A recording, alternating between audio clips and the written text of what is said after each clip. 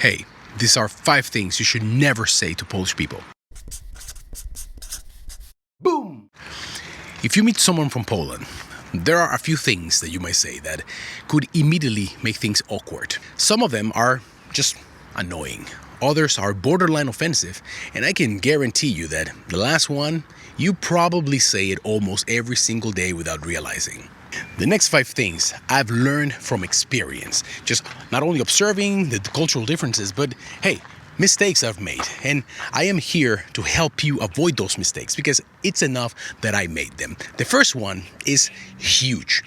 Don't ever make this mistake. As a matter of fact, there was a very, very famous person that made this mistake, and believe me, it cost him dearly. Don't say Polish concentration camps. This is a very serious matter here in Poland. You should avoid at all costs saying Polish concentration camps or Polish camps. Barack Obama made that mistake in 2012. He said in a Polish death camp that did not go over well. He had to basically apologize himself. He had to send a letter to the Polish president at the time. But to this day, is something that you have to really be careful. If we're going to use the term properly, it should be the German concentration camps in occupied Poland. And let's not forget that even though the Jews were the ones that had it the worst, Polish people suffered a lot of very bad things were done to Polish people because Poland was the country that helped Jews the most during the Second World War.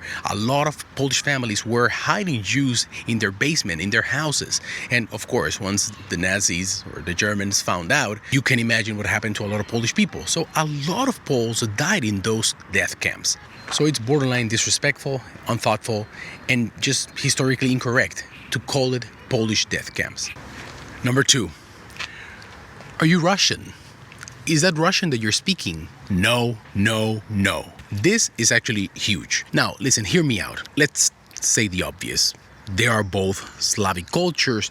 The languages to a person from my region of the world that is not used to listening to Slavic languages, they might even sound relatively similar.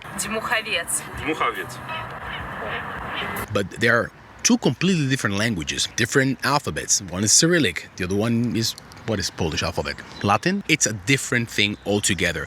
The cultures, they have many things in common, but at the same time, they have also many things that are different. Poland is a country that has a lot of things that are, maybe you can say, from Eastern Europe, but there are also many things in Poland that are more like Western Europe. It's a really delicate subject, and you can get into an argument with a Pole in a heartbeat if you confuse them with a Russian.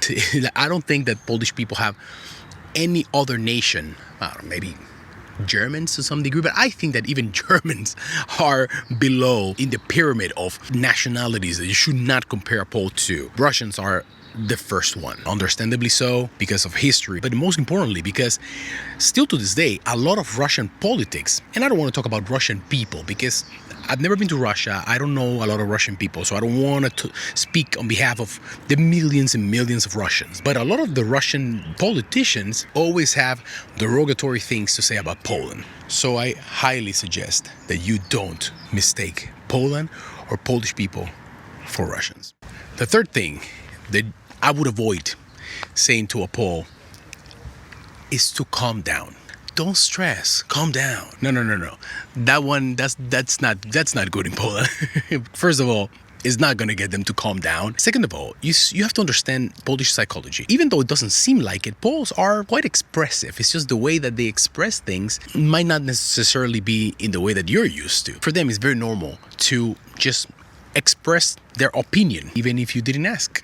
But also, they are very used to expressing their emotions. If the weather is they're going to tell you that the weather is it's terrible, it's a bad day. They're really good at expressing what they feel if they are expressing frustration. It has always astounded me how Poles can be, on the one hand, so expressive and so communicative when they narzekać, but they are not too good at expressing their feelings where they want to, give you words of encouragement or when they want to say something nice about themselves. So telling a Pole to just calm down, it feels dismissive. It feels like you don't want them to be themselves. It feels like you're trying to limit their right to express themselves. And they have been there many times historically and they don't like it. Poles are going to say what they want to say, whenever they want to say it, and to whomever they want to say it to. So next time you find yourself at the receiving end of a poll, complaining or just telling you something that maybe the intention behind your comment is to bring the tides a little down, I would just suggest to join them. And I know that makes no sense, because you would imagine that if I join them, it's like double fire and then everything is just going to explode. No, not really. They are going to take the fact that you are also complaining with them, that you are expressing your disagreement with something or whatever, as a calming effect. And it's going to have that soothing vibe where all of a sudden they feel understood. They feel that you've joined them in the right to express whatever they are expressing. Hey, do you know that this video is actually sponsored? It's sponsored by me. I'm starting a new business venture. It's called Unlock Poland with Vigo's Dad. These are going to be high-energy, interactive workshops blending storytelling, humor, and cultural psychology. We're going to learn about our cultural DNA, and we're going to understand how our background actually shapes behavior. Now, who is this for? Corporate teams, universities, expat communities, and cultural events. If this sounds fun, and believe me, it's really, really fun. It's going to be amazing. You're going to have a good time. Your audience is going to have a good time. And I for sure will have a good time. If you want to find out more, go to my official website, vigosdad.com, and there's everything you need to know. Send me a message, contact me. Even if you just want to say hello, do it, because we might be very close to collaborating together. Part of the sponsorship section over. Let's go back to the video. All right. The fourth one, Poland is in Eastern Europe. I can see two schools of thought here. Poland, geographically, is in Central Europe, but you have other people, like my wife, that say that Poland is ideologically, culturally, more Eastern Europe. Geographically, of course, it's in the center, which has led to this new term now used, which is Central Eastern Europe. When you think of Central Europe, which are the countries that are there? Well, you have Austria, you have Switzerland, Czech Republic, Germany. You have a collection of countries that differ a lot from each other. Switzerland, Czech Republic, Poland, and Austria, there are not really that many similarities. But if you go a little bit more to the east, then you have Ukraine, then you have Belarus, a bunch of countries that now all of a sudden have a lot more in common with Poland than, let's say, Poland has with most of the countries that are in Central Europe. So I can see where this Poland is in Eastern Europe. Also, there's a big distinction that must be explained, and I think why Poles feel the way they feel when you're trying to group them with all the countries from Eastern Europe. Poland has a lot of things that they share with other countries from the West, way more than, I guess, any other country from Eastern Europe. If you think of Russia, if you think of Romania, if you think of Bulgaria, those countries seem to live a totally different reality than that of countries like Spain, like Germany. But Poland is like right there in the middle, in a very unique place, in a very specific cultural situation. Yes, Poland ended up on the other side of the Berlin Wall, but so did half of Germany. And today, when we think of Germany, we don't think of Germany as Eastern Europe. Again, even though half of Germany was part of Eastern Europe. But I want to know what you have to say. What's your take on this? And finally, and this might be my favorite one, how are you? In many English-speaking countries, and Spanish-speaking countries for that matter, this phrase is almost like a greeting. It's like saying hi. You are not really expecting a real answer. For sure, you're not expecting a long answer where you're going to tell me exactly how you are. But in Poland is quite different. When you ask somebody, how are you? Jak się masz? It's almost like you're asking them to tell you exactly what is happening in their lives that has them in the current state that they are the moment that they greet you. You're not gonna hear a simple spoko. You're probably gonna hear something more like, I am tired because work was difficult this week. My boss is being a real asshole, and my girlfriend is mad at me because I stayed too long with my friends outside. You're gonna get an answer that is not gonna be what Poles deem as superficial. As a matter of fact, Poles have a lot of problems with the fact that in a lot of English-speaking countries like America, like England,